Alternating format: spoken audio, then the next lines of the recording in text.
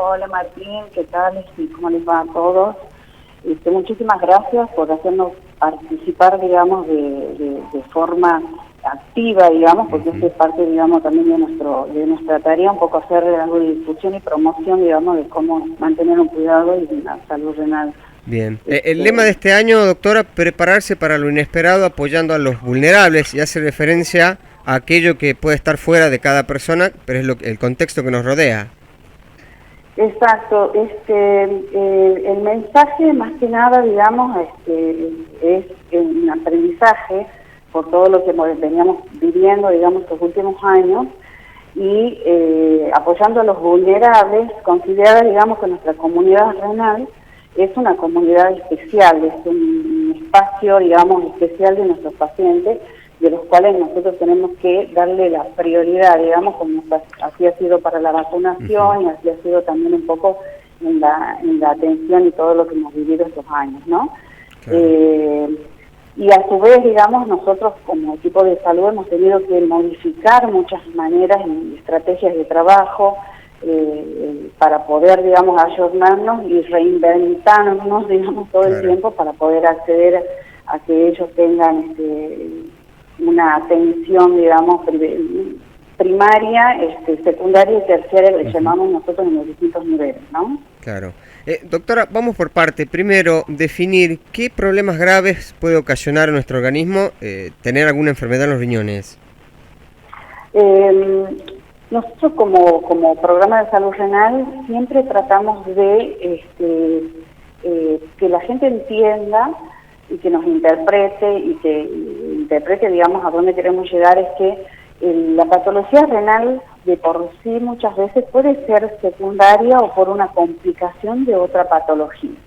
Muchas veces la enfermedad renal no es solo renal, sino es una consecuencia de otra enfermedad, como por ejemplo pasa en las patologías cardiovasculares, que puede o no acompañarse o hacer una consecuencia, una complicación, una enfermedad renal, alguna patología oncológica o de índole inmunológica que le llamamos, que son las patologías o enfermedades reumáticas, reumatológicas. También pueden tener en algún momento de su desenlace de enfermedad una complicación y repercutir en el daño o en la función del riñón. Y otras enfermedades muy conocidas como la diabetes, que también puede llevarnos a una de las complicaciones, es la enfermedad renal crónica, que a lo largo de los años de la enfermedad, por más que esté con tratamiento endocrinológico, el paciente necesita una mirada y una visión de la asistencia renal o nefrológica. Bien, ahora, sí. En ese caso, el paciente ya tiene una enfermedad previa, tiene una patología previa, pero hay muchos casos que llegamos a un diagnóstico en un paciente en donde nunca se había hecho un laboratorio, un control, y le dicen tiene un problema renal.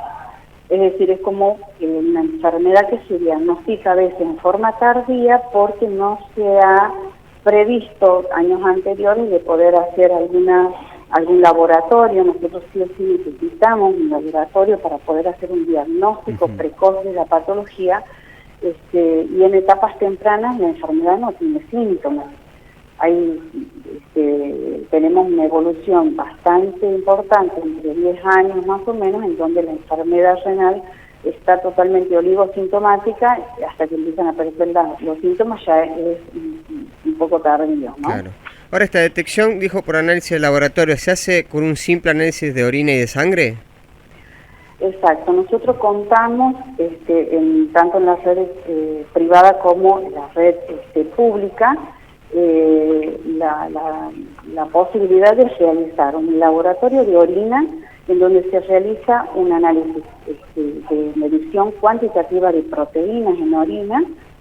Se hace un cociente que lo realiza la bioquímica, obviamente la determinación lo pide el médico cabecera o el médico clínico que lo está siguiendo al paciente, y con ese pedido de laboratorio más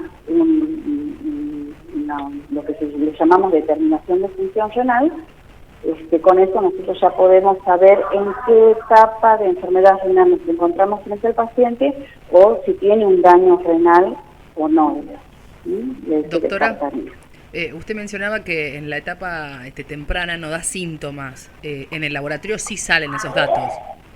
En el laboratorio nosotros podemos tener un dosaje de proteína que se puede detectar en forma cuantitativa con el laboratorio específico, y así poder en etapas tempranas como en una etapa 3 o 2, poder detectar y diagnosticar, digamos, un daño renal. Y frente a eso, investigar, digamos, cuáles pueden ser las causas de ese daño renal. Cuando comienzan a aparecer los síntomas, ¿de qué etapa estamos hablando? Y cuando aparecen la sintomatología pura y exclusivamente de origen renal, estamos hablando ya de una etapa, puede ser 3, avanzada 3 a 4, y ya la 5 ya consideramos que necesita tratamiento de reemplazo de sustitución renal. Bien. ¿Y cuáles son las recomendaciones para poder mantener sanos los riñones? Bueno, obviamente una persona por arriba de 50 años ya debe considerarse que eventualmente, si padece algún factor de riesgo, alguna enfermedad concomitante, podría realizarse lo que le llamamos nosotros screening, que es como un rastreo o un control anual para determinar si tiene o no daño renal o alguna alteración de la función de sus riñones. Sobre todo si tiene patologías de base que habíamos mencionado, que son las cardiovasculares, patologías que necesitan mucha medicación, que hay ciertos medicamentos que pueden provocar alguna alteración en la función renal, y sobre todo las endocrinológicas como la diabetes primariamente. Nosotros consideramos, y lo que estamos tratando de difundir un poco en esa población en donde se considera sana, pero porque no se ha estudiado, ¿sí? Claro. Entonces, motivarlos a que si en algún momento recurre a su médico de cabecera o de familia o clínico, poder hacer una interpretación de la situación, y si tiene un poco de sobrepeso, si tiene una vida no saludable, a la que le llamamos algo de sedentarismo, tabaquismo, poca ingesta de agua, y que habitualmente consumen medicamentos que no son recetados o controlados guiados por el médico, sería bueno que se realice un screening, ¿no? Un control. Doctora, ¿y la genética influye? ¿Se puede dar más en hombres o en mujeres, las enfermedades renales? Sí, hay ciertas enfermedades que pueden llegar como hereditarias. No digo que son las más fáciles de diagnosticar, pero al tener, digamos, ya el antecedente familiar de haber pasado una situación de una patología renal, sí repercute en la misma familia, y es como que ya el paciente ya está un poco más orientado, un poco conoce quién es el nefrólogo o cuál nefrólogo recurrir, por lo general por haber tenido ese antecedente familiar. No depende de sexo, hay ciertas patologías que son familiares, como la policistosis renal. Hay otras enfermedades genéticas que se pueden, digamos, ir detectando en tempranos estadios, así que eso también les recomiendo, digamos, si tienen un nefrólogo de confianza o algún familiar que haya tenido una patología renal, o que tenga, que concurran y consulten, ¿no? Doctora, dentro de las recomendaciones en el plano de la alimentación, ¿qué alimentos o bebidas es mejor evitar? Nosotros tenemos 8 reglas de oro, de las cuales hacemos la difusión siempre, y aprovechamos este Día Mundial, digamos, que fue el jueves pasado, en donde siempre hacemos hincapié en 8, por así decir, guía o normas.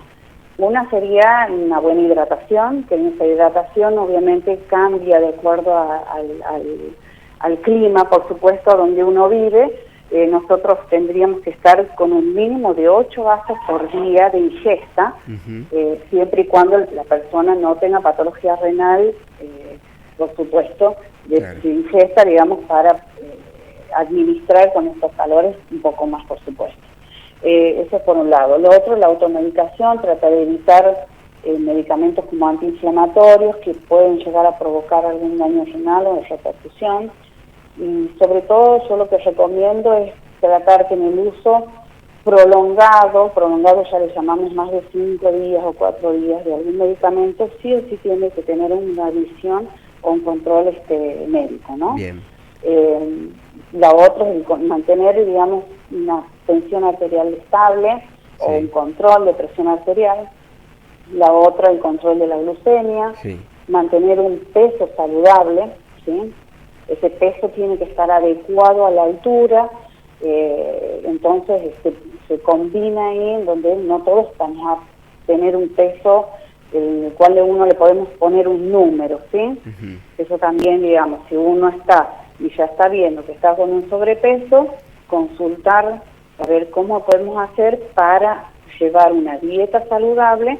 Esa dieta tiene que ser adecuada y, por supuesto, direccionada, digamos, al contexto del paciente. Bien. ¿Sí? No todas Bien. las dietas son iguales para todos. ¿Sí? Bien.